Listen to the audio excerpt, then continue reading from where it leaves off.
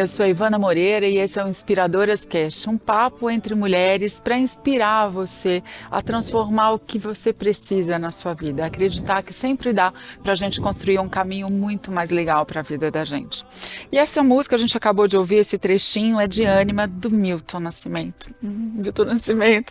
E a gente vai conversar um pouquinho mais sobre ela no fim desse papo, porque vocês sabem, aqui no Inspiradoras a convidada do dia escolhe uma música e essa é a música escolhida pela Gabriela Torquato, que já está aqui com a gente no estúdio. Obrigada, Gabi, eu tô tão feliz que deu certo, que a gente agora pôde se encontrar e gravar, que a gente está aqui num namoro há um tempo para fazer esse bate-papo.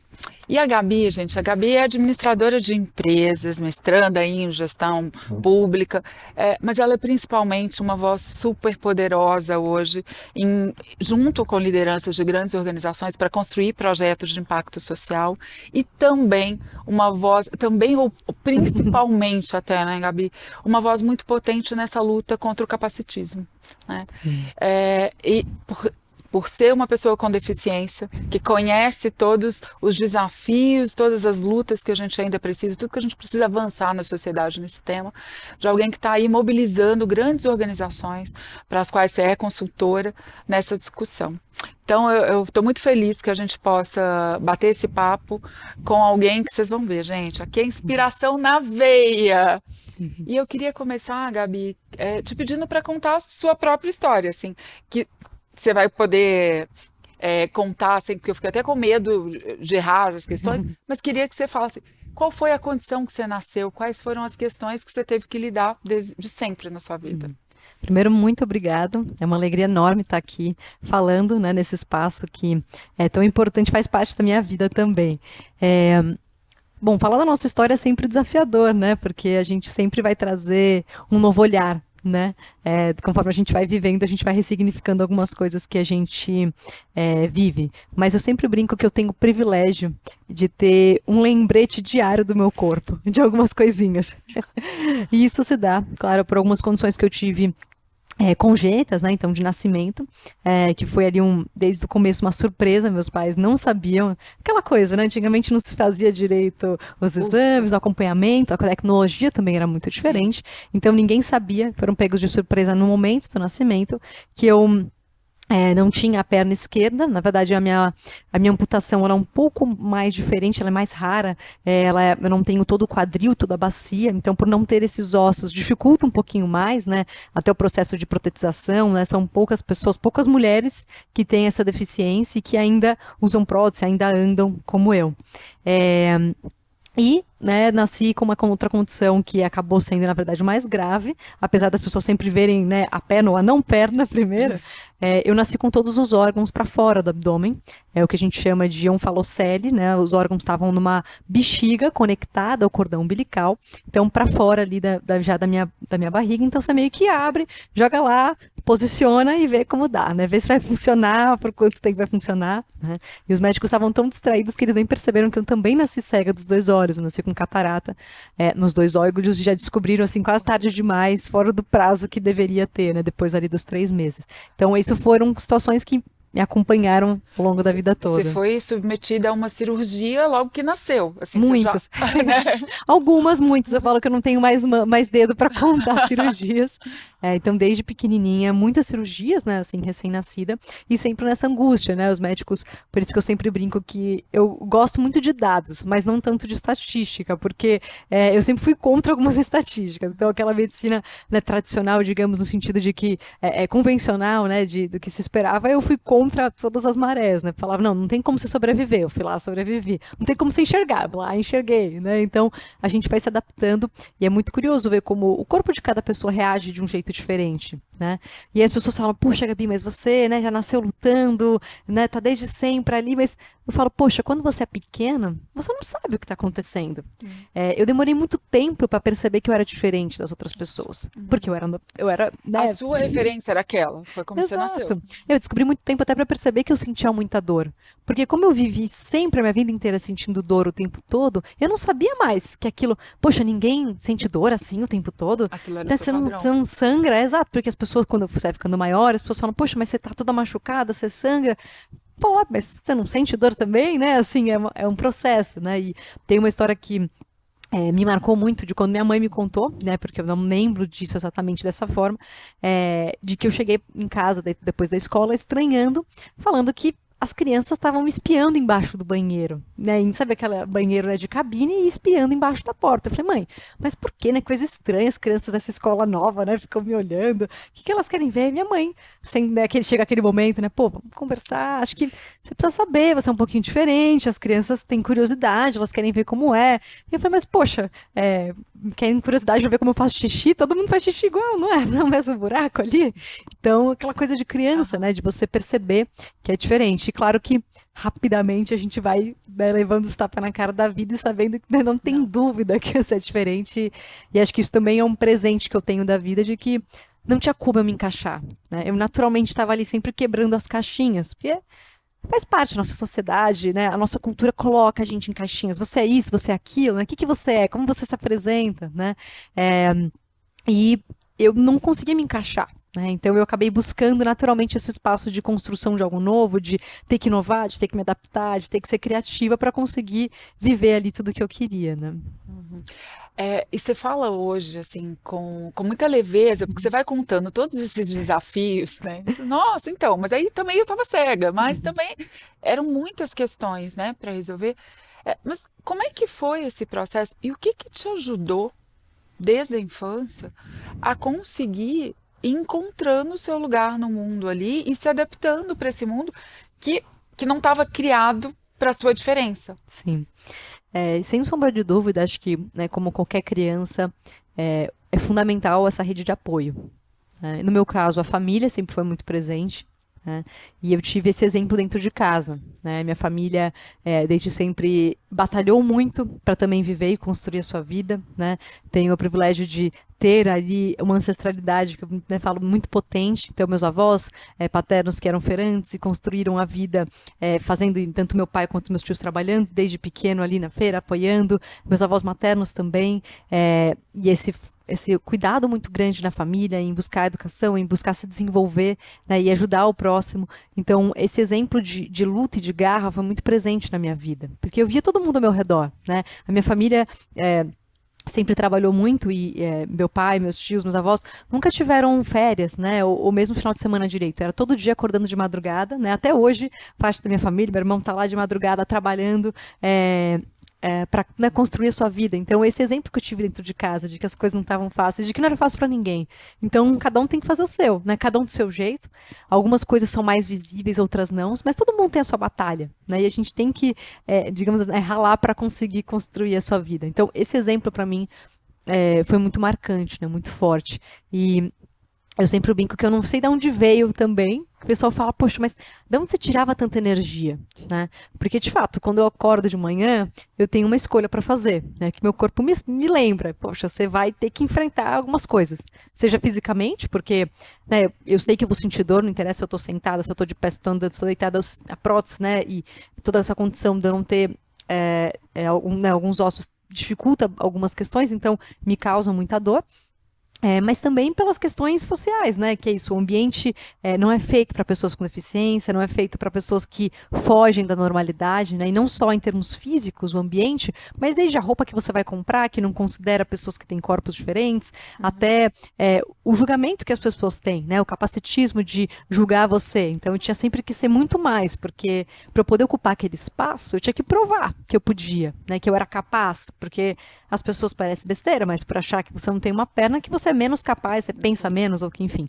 Então, acho que esse processo foi se desenvolvendo, né? E eu não sei de onde veio essa energia, mas eu sempre tive essa curiosidade muito grande de viver e de querer conhecer as coisas. Então, eu não só vivi muito bem, e por isso que até acho que durante a minha infância eu não consegui entender por que eu era diferente, porque eu fazia tudo que eu queria, eu brincava de tudo, eu escalava a TV em casa, escalava móvel, fazia tudo, mas mesmo de me desafiar, né? Eu brinco que eu era um pouquinho viciada em adrenalina. Então, por que não sapatear com uma perna só, né?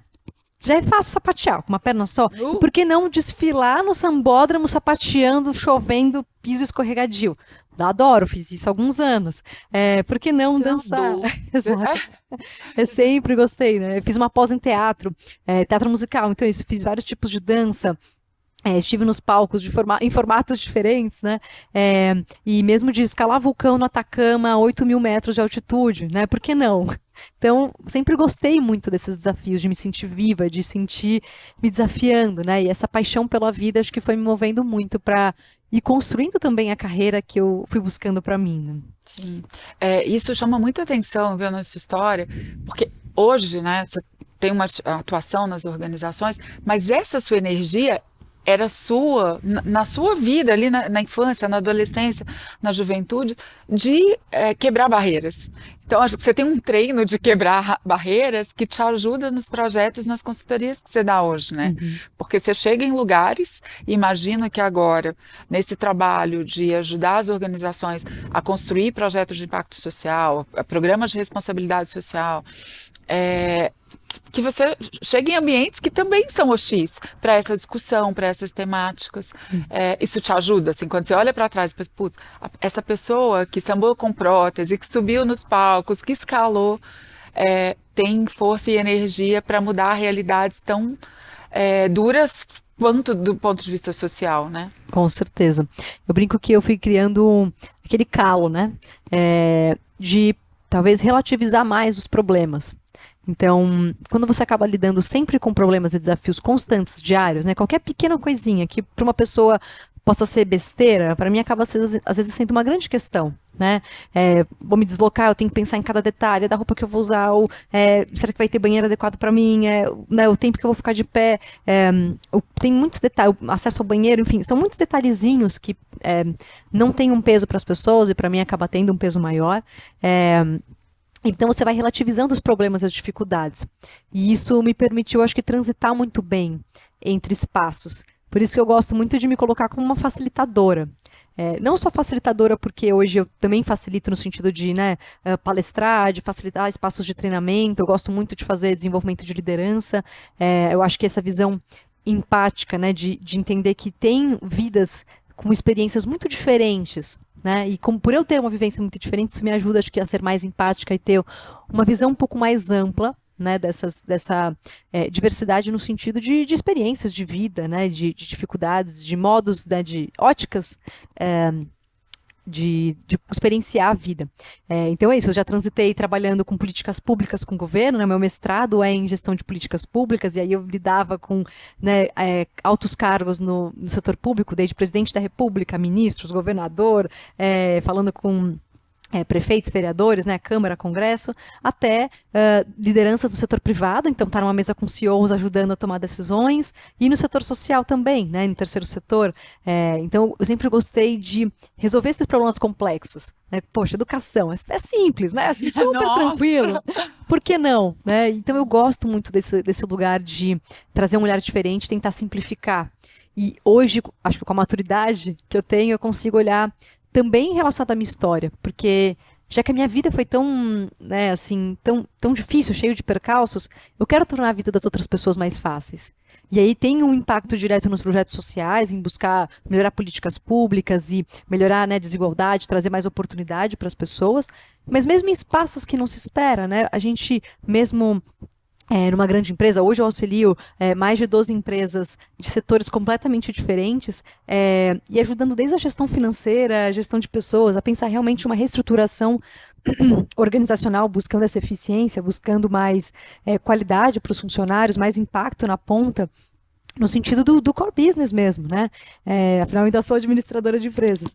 Mas é nesse lugar de querer resolver o problema de equalizar, de tornar um equilíbrio melhor, tornar mais leve para todo mundo, né? Porque eu acho que toda pessoa que está, independente de qual setor, você está numa empresa X ou Y, enfim, você quer o melhor, né? Você quer poder colocar os seus dons e talentos a serviço, trabalhar de uma forma digna, né? E melhorar a sua qualidade de vida. E a empresa tem também um impacto, né? Mesmo que ela não chama de responsabilidade social, ESG, enfim, ela não dê esse nome, só dela vender um produto, ela já tem um impacto, né? Então, como a gente olha isso de uma forma mais ampla e eu me vejo nesse lugar, né? Facilitando comunicações, diálogos, fazendo ponte entre setores, entre desafios e ajudando a trazer uma inovação desse lugar de quem teve sempre que se virar para criar o novo, né? E eu gosto muito disso, né? De inovar. E não é à toa que a vida também me deu outros tapas na cara que me fez eu ter que me inovar de outras formas também. Ter que criar. Pensando nessa questão da pessoa com deficiência, tem a estimativa aí da Organização das Nações Unidas é de que esse é um grupo que representa 10% da população mundial. Não é um grupo tão pequeno, né, Gabi? Uhum. Por que que a gente ainda é tão preconceituoso? Por que que o capacitismo ainda é um problema tão sério, assim, e tão presente o tempo todo? O que que a gente precisa mexer? Qual que é o papel das empresas para essa transformação? Eu sempre gosto de dizer que o capacitismo, ele é um nome muito importante para a gente associar a pessoa com deficiência. Mas, infelizmente, ele é uma raiz que se conecta a outros desafios que a gente tem na sociedade, né? Porque, como você bem disse, pessoa com deficiência não é minoria. A gente chama, né, grupos minoritários. Não, eu gosto de falar grupos socialmente minorizados, porque a sociedade minoriza. Numericamente, não é uma minoria. E no Brasil, inclusive, o último dado oficial do censo do IBGE é de 25% da população, né? Um quarto. Quanto você vê pessoas ao seu redor, onde você trabalha, onde você frequenta, você não vê. Um quarto. Claro que nem todas as deficiências são visíveis e a gente precisa falar sobre isso, mas mesmo assim, quando a gente olha em termos estatísticos, né, você deveria ter conhecimento e a gente acaba não tendo. Por quê? As pessoas estão excluídas, elas estão em outros lugares, né? E quando você vai mais fundo nos números, você observa que está tendo uma evasão desde a escola. Se você olha o ensino fundamental, a taxa de escolaridade, a evasão escolar para uma pessoa com deficiência é muito maior do que para uma pessoa que não tem deficiência, né? A gente tem hoje, a evasão escolar é quase de 3 a 4 vezes mais para uma pessoa com deficiência. Você tem só 70% das pessoas com deficiência terminando o ensino fundamental. Então, é muito mais baixo. E aí, se você olha no ensino médio, vai ficando pior ainda. E você chega no ensino superior, só 1%. É um funil, né? Exatamente, é um funil. Então, você tem 1% com ensino superior. Poxa, 1% é muito pouco. E aí você vê também exclusão no mercado de trabalho, né? Hoje você tem só 50% das empresas cumprindo a lei de cotas. E também as pessoas com deficiência representando aí menos de 1% do total, né, de empregos. Esse número tem oscilado, mas ficando sempre por volta de 1%. Então é muito baixo. E se a gente não olhar para a raiz, se a gente não entender que essa evasão, que essa exclusão está desde a escola, a gente não conseguem pensar na inclusão de fato na sociedade como um todo, né? E ao meu ver isso vem de um lugar muito da gente criar esses padrões do que é esperado, né? Do que é normal. A gente adora usar essa palavra, né? Ah, isso é normal, você que não é normal, como é que você se sente? Mas, pô, quem é normal? Quem definiu que daqui, dessa linha pra cá é normal e daqui não é? Né? A gente vê isso para tudo, desde os corpos, né? Você vai comprar roupa, você tem lá a silhueta adequada, sendo que as pessoas têm corpos muito diferentes, tem uma que tem mais cintura, outra vai ter o ombro mais largo, mas não, você cria ali uma estimativa, não, o bonito é ser tal coisa, por isso que nos comerciais você vê aqueles rostos, né? Então, você tem muitos padrões que vão sendo criados e se você foge disso, naturalmente a sociedade vai te julgar. E o capacitismo nada mais é do que isso. Você julga a capacidade da pessoa pela uma aparência ou por uma situação, né? Você coloca a deficiência na frente da pessoa. E por isso que eu sempre falo, é sempre a pessoa com deficiência, ou a pessoa negra, ou a pessoa LGBT, é a pessoa primeiro. Mas a gente faz o contrário, né? E, de certa forma, o nosso cérebro é programado para isso. A gente quer ir num caminho mais fácil, né? Você quer ir naquilo que você conhece, aquilo que é mais seguro. Então, eu vou contratar alguém que estudou às vezes na mesma escola, na mesma faculdade que eu, ou que se parece comigo, que teve a mesma criação, porque eu acho que aquilo me traz uma segurança falsa, né, errônea, de que vai ser melhor, porque eu conheço mais, eu vou ter mais controle. Né? Então, naturalmente, todas as pessoas que são de grupos socialmente minorizados vão acabar se afastando. Né? Ai, não vou nem contratar uma pessoa com deficiência, porque, nossa, imagina, nem sei o que vai ser, então é melhor eu nem comprar esse problema, porque meu time tem que entregar, tem um meta para entregar, já tá difícil assim, imagina, vou trazer um problema para cá. Né? E às vezes, poxa, você vai trazer uma pessoa com deficiência que está acostumada a ralar, a sofrer pra caramba, ela vai ser muito mais resiliente, vai ter muito mais calejada, às vezes vai ter até uma inteligência emocional muito melhor para conseguir lidar com algumas situações.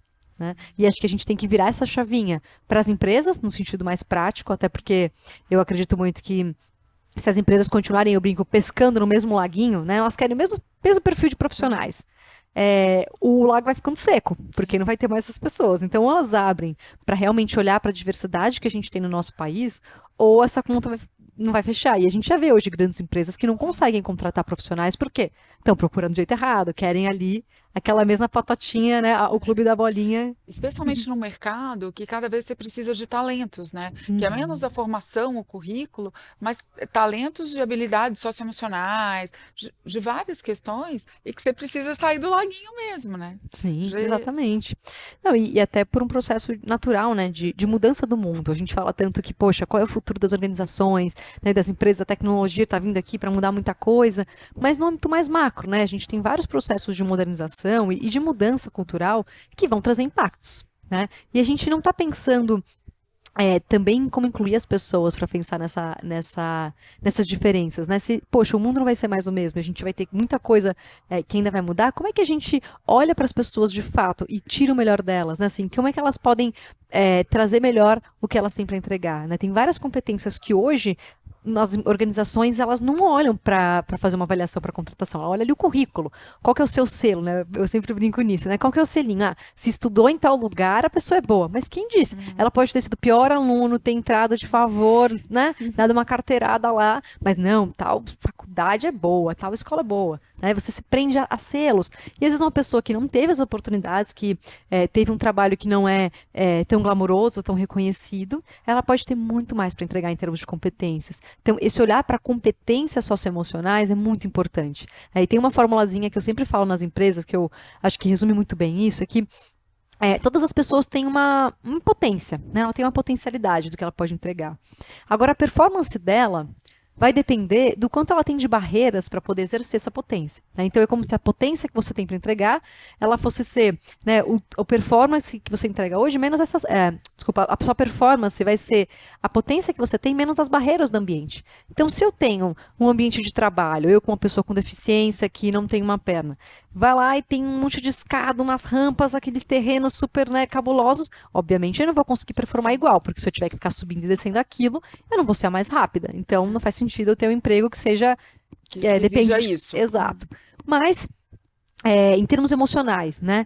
Se a gente olhar para não só as barreiras físicas, as barreiras atitudinais. Se eu estou trabalhando com pessoas que estão sempre duvidando de mim, que vão achar que eu não vou ser capaz, que vão tratar de uma maneira infantilizada, que é o que a gente vê muito com pessoas com deficiência, né? Que a pessoa já vem falando, oi querida, tudo bem? Você quer alguma coisa, né? Assim, pro fulano ele vai pedir, me vê tal relatório para tal dia, você consegue fazer tal? Aí mas você consegue, né?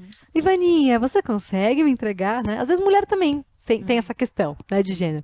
Então, a gente tirar essas barreiras, podem ser atitudinais, né, físicas, elas vão garantir que a gente tem uma performance melhor, mais próxima do que a pessoa pode entregar. E para isso a gente precisa do ambiente psicológico, né? E claro, a premissa para tudo isso é a gente mudar essa ótica, né? Porque hoje a gente carrega muitos vieses, conscientes e inconscientes, que a gente carrega para o ambiente de trabalho, mas não é só no trabalho. Não adianta a gente falar que não, vamos mudar aqui na empresa, não vai ter mais isso. Sabe aquela piadinha que você fica chamando fulano disso, o careca, o narigudo, nananã, né? Que no fundo é a mesma base do capacitismo, porque você está fazendo isso julgando uma pessoa pela sua característica, é a mesma raiz que vai fazer você julgar uma pessoa com deficiência, né? Então, para você modificar isso, você tem que olhar para a sua vida como um todo, né? Não é naquelas quatro paredes que você vai ser uma pessoa melhor. Você precisa realmente acreditar nisso, que as pessoas são capazes, que você quer que elas possam se desenvolver e ter oportunidade de exercer, né, o seu potencial da melhor forma, né? E acho que essa mudança de chave parece muito ótimo, muito óbvia falando assim, mas não é. Porque a hora que você vai vendo na raiz e nos detalhes, nas pequenas coisas do dia a dia, as pessoas vão se sempre buscando lugares de fuga, né? E numa coisa que é construída, né, Gabi? Porque o que eu sempre penso é que nenhuma criança nasce preconceituosa, nasce capacitista. Isso é construído no desenvolvimento da gente. Assim, chega uma hora que talvez você se veja... Porque você falando aí, e eu fico pensando... será que é capaz que eu tenha feito sim, que saia tão natural e que você não perceba por esse olhar, que eu tenha tratado uma pessoa com deficiência de um jeito infantilizado, que eu queria que ela interpretasse como cuidado. Porque isso é muito generalizado. Então, eu acho que precisa de um trabalho de reflexão coletiva e de muita informação, de ter chance. Por isso eu acho que isso é uma voz tão fundamental. De ficar provocando as pessoas a repensarem. Tipo assim, eu nunca me vi como preconceituosa, que estivesse praticando capacitismo. Mas será que não mesmo? Será que quando eu olho para esse estudo e se entendo, olho pelo olhar do outro, eu não vejo que eu estava agindo assim? Então, tem um trabalho de comunicação importante para ser feito, né? Com certeza. E eu sempre gosto de fazer um testezinho, né? Porque quando você pergunta numa sala, ninguém vai falar, não, eu sou preconceituosa, eu acho que a pessoa com deficiência é inferior, ou que a mulher é inferior, ou que, né, a pessoa negra é inferior. Não, ninguém vai falar isso, porque eu, né, posso estar sendo muito ingênua, mas eu acredito que atualmente a gente realmente tem a maior parte das pessoas já sensibilizadas e genuinamente acreditando que não tem mais esse preconceito escrachado, né? Ela acredita que somos iguais. Só que na prática, de forma inconsciente, ela ainda tem esses vieses. Então, se você tá ali e vê uma pessoa que veio, vou dar um exemplo, de tênis. Ai, nossa, mas ela veio trabalhar de tênis ortopédico. Nossa, olha a impressão que ela tá passando, sei lá o quê. Ou, nossa, ela veio com uma roupa, né? Não é assim que se veste para ser elegante. Ou, nossa, olha aquele cabelo daquele jeito, né? A gente ouve essas coisas. Então, quando eu sempre falo, se a pessoa tá pensando isso ainda, se tem esse tipo de reflexão, é porque ainda tem um lugar em você que atrela uma característica física à capacidade da pessoa. Seja pela roupa que ela tá usando, pelo sapato, ou por ela não ter um braço, por ela não ter uma perna, né? É o mesmo lugar, é a mesma raiz. E eu até iria um pouquinho mais longe, assim, se me permitir, né? Permitido, super. Cutucadinha a mais. A gente tem uma visão de produtividade. Né? Então, eu preciso entregar mais. Dentro da nossa sociedade, você vale mais se você entrega mais. Se você é mais produtivo, se parece que você vai contribuir mais. É por isso que é o capacitismo. Qual que é a sua capacidade de me entregar? Se você olha uma pessoa com deficiência, as deficiências físicas, né, ou mesmo aquela que, enfim, já tem certos preconceitos, quando você olha, por exemplo, dentro do espectro autista, você fala, não, já tenho ali alguns não preconceito, mas tem alguns estereótipos já tem ali algumas coisas pré-definidas que já ficam na sua cabeça. E aí você começa a se amparar nisso, na hora de tomar uma decisão ou na hora de ver essa capacidade, né? Então, poxa, eu quero contratar pessoas para minha empresa, eu vou me preocupar eu quero produzir mais, eu quero entregar mais. E essa visão utilitarista, né, de que o seu corpo tem que entregar mais, que você tem que produzir mais, causa problemas em vários sentidos, né? A gente tem falado cada vez mais de saúde mental, né, de o quanto a carga da mulher emocional e da maternidade vai criando ainda mais, né, esse ciclo, intensificando esse ciclo, mas o quanto essa visão utilitarista também só piora essa visão capacitista, né? Porque você naturalmente vai prejudicar mais quando você atrela ao corpo. Então, eu já ouvi de pessoas que trabalharam comigo, de chefes, falando, poxa, Gabi, quase não te contratei, porque tinha que viajar muito, tinha que andar muito. Como é que eu vou te colocar nessa situação? Mas, pô, não é você que está colocando na situação. Eu não me inscrevi? Eu não estou aqui? Eu decidi. Eu me sinto capaz disso, desses desafios. Exatamente, né? Então, você saber ouvir, né? Saber perguntar e não supor nada, né? Não perguntar nada antes. Isso é muito importante, mas acho que para mim foi uma virada de chave muito grande quando eu tive um acidente e tive que ficar de cama muitos meses. Porque eu achava que estava tudo certo na minha vida. Sabe aquele momento que você fala, nossa, eu tô voando?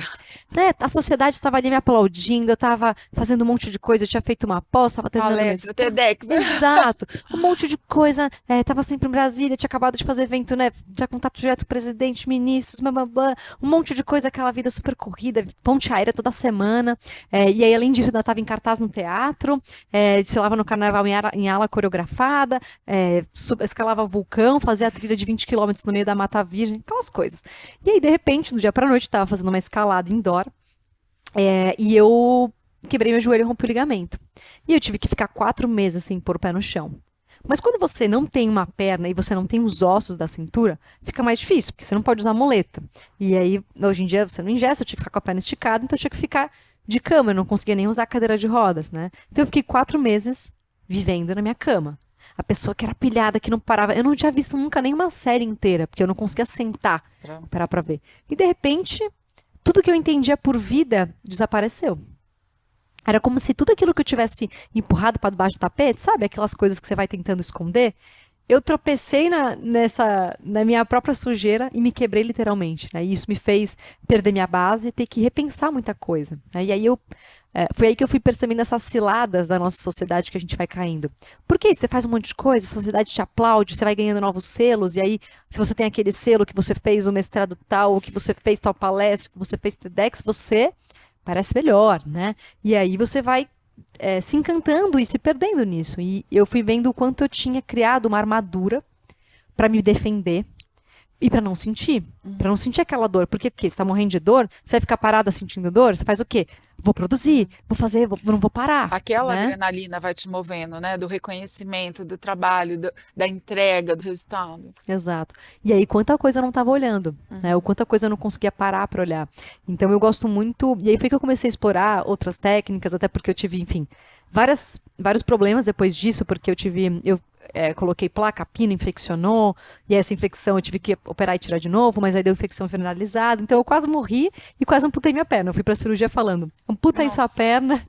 E eu, tudo bem, quem já viveu sem uma perna vive bem sem duas, né? Agradeci, fiz uma yoga, agradeci minha perna, fui pra cirurgia, falando, eu só quero viver.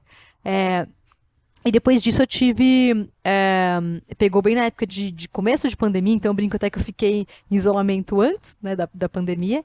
Eu tive descolamento de retina nos 2 olhos, e eu tive que ficar sem enxergar também, ficar muito mais paralisada. Então foi um choque muito grande de tudo que eu entendia por vida e movimento. Eu fiquei ali 2 anos e meio repensando e revendo minha vida. E olha como a vida é, né? Eu tive inclusive que reaprender a enxergar, né, a ver com novos olhos. Eu brinco que eu ganhei uma nova perna e novos olhos. Né? Eu perdi a visão de um olho, hoje eu tenho baixa visão do lado esquerdo, então eu só vejo com o direito, que dificultou um pouquinho mais para andar. Mas isso me trouxe um olhar muito profundo sobre a vida, sobre tudo aquilo que a gente está deixando de ver nessa correria, nessa aceleração, e o quanto a gente perde essa capacidade de se conectar, de criar. Né? Porque quando a gente não se ouve, ou quando a gente não consegue ter esse respiro de, sabe, dar um passo para trás, dar esse zoom out, para você ver o todo, aí você consegue ver, muitas vezes, aqueles problemas que você, como pessoa, na empresa, sabe quando fica todo mundo meio que no meio da bola de neve ali, daquela, né, da bola, do rolo de lã, e não consegue desamarrar aquilo. E quando você para e dá um passo para trás, você vê, opa, peraí, eu não tô na causa, na raiz do problema, eu tô sempre aqui, ó, no superficial tentando resolver, aí eu me encho de reunião, aí eu faço um monte de coisa que parece bacana, mas eu não tô resolvendo, eu não tô fluindo e conseguindo de fato encaminhar e trazer mais qualidade, mais produtividade, né? Então esse olhar, assim, foi uma transição muito grande, porque mesmo eu, como pessoa com deficiência, que tem uma conexão grande com o corpo, caí nessa cilada e meu corpo me chamou, falou, opa, volta aqui, né? E aí eu vi uma imensidão de coisas que eu não estava vendo, né? Quando eu brinco, quando eu deixei de tá viajando e fazendo um monte de coisa, eu silenciei parada no mesmo lugar, foi onde eu realmente voei, porque eu mergulhei em mim e consegui ver coisas que eu não estava vendo e trabalhando. Gabi, assim, uma das coisas. Ai, Desculpa, eu dei um banho mas é de maravilhoso, repente. porque eu só fiquei pensando assim, eu queria ficar a tarde inteira conversando com ela, porque é muito rico o que você traz. E esse olhar pelo diferente que agrega pra caramba, assim, é uma grande oportunidade poder olhar desse ponto de vista que você olhou, né? E uma coisa que eu ficava discutindo e pensando tanto, é claro que a luta, o combate ao capacitismo, a todos os preconceitos, a todos esses julgamentos que adoecem, né, as pessoas e que estão aí ferrando a saúde mental de todo mundo, é fundamental. E todas as pessoas que têm um tom muito ativista, assim, sabe aquela coisa quase raivosa de precisamos combater esse preconceito, né? Eu super respeito, porque eu acho que é necessário, essa voz tem que levar. Mas o que me impressiona é que você faz isso com uma leveza, com um jeito de trazer, assim, é um super tapa na cara de olha o que que a gente não está olhando, olha tudo que a gente precisa fazer, mas com muita leveza, com rindo do que você passou, do que você viveu, assim. É muito inspirador te ouvir falando, porque você ressignifica um monte de coisa, né? Você consegue lidar com leveza com todas essas questões. Por que que a gente está tão enfurecido com questões muito menores? Que a gente podia tratar com uma comunicação muito menos violenta. Eu te agradeço por ter trazido até essa palavra, porque eu brinco que esse virou um mantra pra mim, leveza. Porque, por mais que bom que tá parecendo que eu tô falando de forma leve, porque, no fundo, uma das coisas que eu percebi também nesse período de tirar essa minha armadura, o quanto eu me cobrava era dura comigo mesmo. Né? Porque para eu ocupar os espaços que eu ocupei, para eu poder ser reconhecida, valorizada, ter voz, aquela coisa, eu precisava, assim, às vezes gritar, eu precisava, né, colocar o peito na mesa, precisava me provar de certas formas. Então, é isso, eu me provei demais, tanto que eu fui me esvairindo, assim, eu dava sempre 150% de mim. Mas a que custo? Né? A que preço? E depois de um certo momento você começa a pensar, mas calma, eu tô me provando para quem? Por que eu tô me provando? Para que eu preciso disso? Né? A que custo isso? E por muitas vezes eu caio nesse lugar da raiva. Às vezes eu ainda caio, às vezes eu dá aquela vontade que você respira 5 minutos, quer pular no pescoço de alguém, porque quando eu vejo injustiças, isso me mexe muito comigo. Mas, ao mesmo tempo, eu acho que hoje eu consigo ver de um lugar muito mais de compaixão, de ver o quanto a própria pessoa está se ferindo também. Ao ser capacitista, ela me fere, ela me impede, né, de ter muitas coisas, mas aquilo que é mais precioso meu, ela não me tira. Isso hoje em dia está guardado muito bem. Você Isso, sabe quem você é, né? exato. E nada nem ninguém me tira. Ninguém toca nessa minha essência, nisso que, nesse meu lugar do ser que tá ali muito bem cuidado. Eu não preciso fazer algo para ser alguém.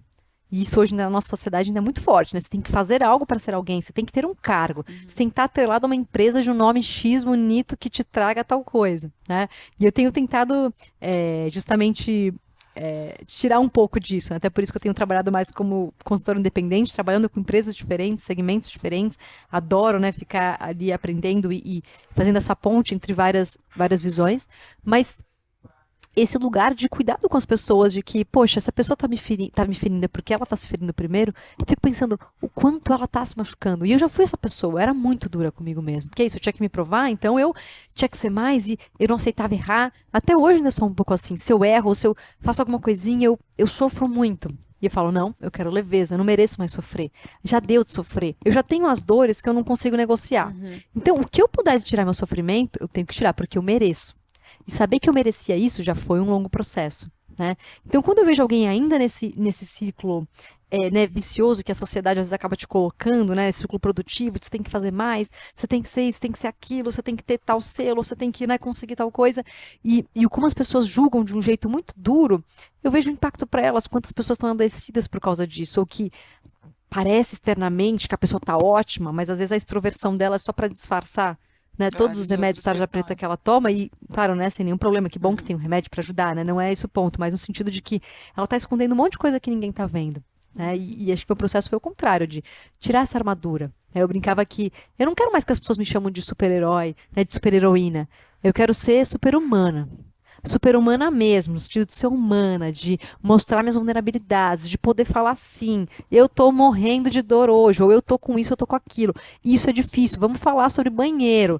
Ninguém quer falar, pô, você vai querer me falar um negócio que não é tabu, né, falar sobre corpo, mas, poxa, a gente tem que falar sobre isso, porque enquanto as pessoas não quebrarem essa barreira e trabalharem isso de uma forma mais ampla, elas não vão conseguir estar melhor com elas mesmas, a gente não vai acabar com o capacitismo, e aí, né, ainda ir além, com racismo, com machismo e tantos outros ismos, que no fundo a raiz é a mesma. Você segmenta que tem ali o que é o normal ou o que é o melhor, e o que está fora disso é pior, e você tem vários, né, preconceitos ou vieses em cima disso. Então, olhar para essa raiz, né, de como a gente quebra e aprofunda é, esse ser, né? Como é que você pode ser você mesmo e valorizar o que cada um pode entregar, né? Acho que isso é simples, é complexo e é simples ao mesmo tempo, mas isso é algo que me ajuda a trazer com mais leveza, um desafio que é Olha, meu, é nosso, é todo mundo, mas meu corpo tá me escrachando na minha é. cara.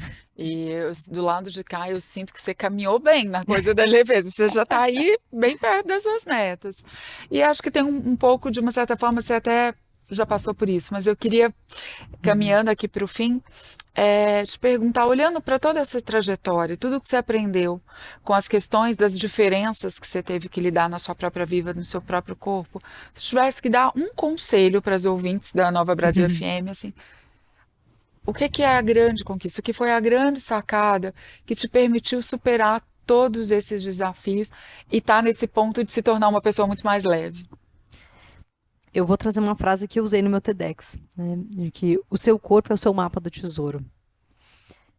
Todas nós merecemos ser mais leves, ter uma vida mais amorosa com nós mesmos, né? A gente merece esse, esse equilíbrio, esse cuidado, esse auto-amor. E o nosso corpo é um principal aliado para isso. E é doido, né? Porque muita gente fala, mas poxa, Gabi, peraí, o corpo não é o desafio, ele não é quem cria toda a barreira para você, não.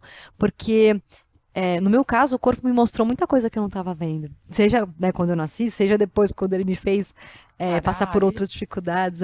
Mas a gente tem um lugar nosso que sente e que sabe. e que a gente não dá valor para essa inteligência. A gente não fala sobre isso.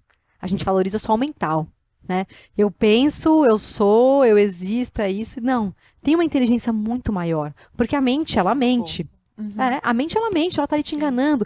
E você fica ali ruminando o dia inteiro. Eu tenho esse problema, imagino que muita gente tá ouvindo a gente também, né? Você fica ali ruminando, aí o negócio nem aconteceu. Você já pensou em 50 cenários, possibilidades, você foi e voltou, aí você atravessou o país e o mundo, porque a sua cabeça foi para um outro lugar. E Uma coisa que nem aconteceu. Exatamente. E aí, nesse meio tempo, você tá o quê?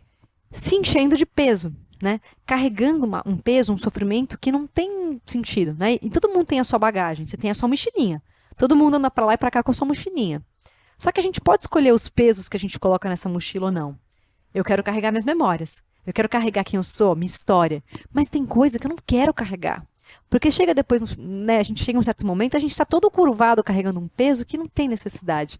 Então, pra gente ter essa leveza, né, pra poder tá de uma forma conseguindo ter um discernimento melhor do que vale a pena e do que não vale a pena você investir, você se preocupar, né, você valorizar e até se importar, né, o que você importa para dentro. Então, para fazer essa seleção, o corpo pode ser um ótimo aliado, porque você sai da mente e você vai para o sentir. Então, sabe aquela decisão que você não sabe direito? Puxa, eu tô aqui ruminando, eu não sei para onde eu vou, o que eu decido. E aí, de repente, você sente que o seu coração te diz. Tem um caminho que te dá um negocinho aqui na barriga. Tem um outro caminho que dá aquela, vamos lá, né? E a gente não ouve. Né? Ou mesmo com pessoas que você fala, poxa, eu tô aqui perdendo meu tempo com uma pessoa que eu sempre saio mal e me dá, né, aquele desconforto. Né? Enfim, poderia até ir além. A gente sabe muito bem que o corpo adoece, né, como um estágio final de algo muito mais duro que a gente está dentro. Mas é isso, o corpo é um aliado. O corpo pode ser um aliado muito importante para todo esse processo e vale a pena você investir nisso, em se escutar, em se ouvir. Mas para escutar e se ouvir, o que eu recomendo para todo mundo não espera a vida quebrar sua cara, te fazer quebrar o joelho, ficar de cama, né? Não espera isso, por favor. Né? Faça isso por você mesmo. É o maior presente que você pode dar. Né? É o maior presente que você pode dar para você. Né? E nesse lugar de se acalmar, de dar um passo para trás, de ver o todo e falar, opa, será que é tudo isso assim? Né? Será que isso é tão importante na minha vida? Será que isso realmente significa algo dentro daquilo que eu sou? Eu preciso fazer isso para ser quem eu sou? Né? Eu sou muito mais que isso, eu não preciso fazer nada disso para ser quem eu sou. Né? É claro, a gente tem que trabalhar, tem que pagar boleto, a gente tem alguns, mas tem vários tenquês que a gente não precisa e que a gente carrega. Né? Então, eu recomendo muito essa escuta e esse olhar carinhoso para tirar esses pezinhos da mochila, para riscar aqueles tem que você não tem que, várias coisas que você acha que você tem que você não tem que, né? E aceitar que você merece. Né? Merece uma vida mais leve, mais serena. E nessa leveza você é capaz de sentir o amor, de reconhecer a alegria dos pequenos momentos, né? E tá nesse estado de paz, de gratidão que consegue, né, colher os frutos de tudo aquilo que você já, né, construiu, ao invés de ficar sempre procurando o próximo passo, né? Hoje, no presente, né? O presente é o maior presente que a gente tem para colher tudo isso, né? Só na riqueza de cada instante que a gente colhe esses frutos do que a gente plantou, que acima de tudo é essa serenidade de ser quem você é, né? De estar alinhado com os seus valores. Isso não tem preço e ninguém te tira. E estar nesse sentimento muda a sua vida, pode acreditar. Recomendo. Por fim, Gabi, por que Ânima? Como que essa música te marca? O que é? Olha, essa é a minha música do momento. Que a gente, cada hora tem uma música, mas é que essa música tem batido nesse lugar muito profundo, nesse lugar de mergulho, né, que eu comentei. Porque a gente vive numa sociedade que é muito ânimos, né? O ânimos, como a gente diz na psicologia, né, é a energia masculina, e o ânimo é mais a feminina. E a gente vive nessa energia masculina do fazer, do ter que fazer, ter que conquistar, e de, né, muita ação. E a gente precisa cada vez mais dessa energia ânima, do feminino. E o feminino eu falo para os homens precisam do feminino, todo mundo precisa do feminino, né? Bem equilibrado. Porque esse lugar do maternar, no sentido de ser capaz de você gestacionar projetos, gestacionar ideias, né? A semente nasce ali embaixo da terra, no preto, na escuridão, no nada. Para ela poder virar uma flor, você tem que saber ali germinar aquilo, né? Gestacionar isso, como mulher gestaciona. Então, esse feminino traz esse lugar da criatividade, da intuição, né? Essa inteligência visceral que a gente tem, tá na nossa natureza, corre nas nossas veias, a gente não usa isso, a gente não fala sobre isso, né? Então, se conectar com essa energia que é muito poderosa, né, e que a gente pode se valer muito mais dela. Mas eu gosto muito também dessa música porque ela traz esse lugar do mistério da vida, né, de que a vida é muito mais do que aquilo que a gente hoje é capaz de entender, ou de ver, né, ou de estudar. Ciência está aí para ajudar a gente nas inovações, mas se permitir também esse lugar de misticismo ou de espiritualidade no sentido de se conectar com algo além, né? Tem muito mais do que hoje a gente vê. Essa potência que está dentro da gente, que a gente não está vendo. O futuro da organização, o futuro da sua vida, que, poxa, você tentando fazer um plano, você nunca vai conseguir enxergar e ver todas as possibilidades, né? Então, se entregar para a vida, se permitir que a vida te surpreenda. Um outro manto que eu uso, vida me surpreenda, vamos lá, né? Porque se a gente fica aqui só ruminando no mental, a gente não consegue pensar, né, em todas as possibilidades. E tem muita coisa bacana, né? E essa música traz a coragem de você viver, de você abrir janelas, de você se abrir para esse novo. Então, acho que é exatamente esse pedacinho que a gente separou. Vamos ouvir mais um pouquinho. Alma vai além de tudo que o nosso mundo ousa perceber. Casa cheia de coragem, vida, tira a mancha que há no meu ser. Te quero ver, te quero ser. Alma,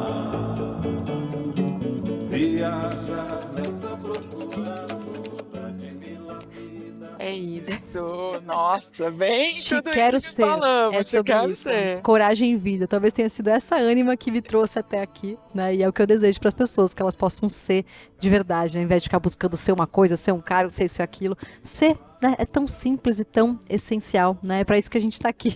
Exatamente. Fecho com as palavras da Gabi, que você nunca se esqueça que a sua alma vai muito além do que o mundo ousa perceber e que você seja uma casa de coragem para ser a pessoa que você é. Até a próxima, gente. Obrigada, Obrigada, Gabi. obrigada. Maravilhoso. Muito obrigada.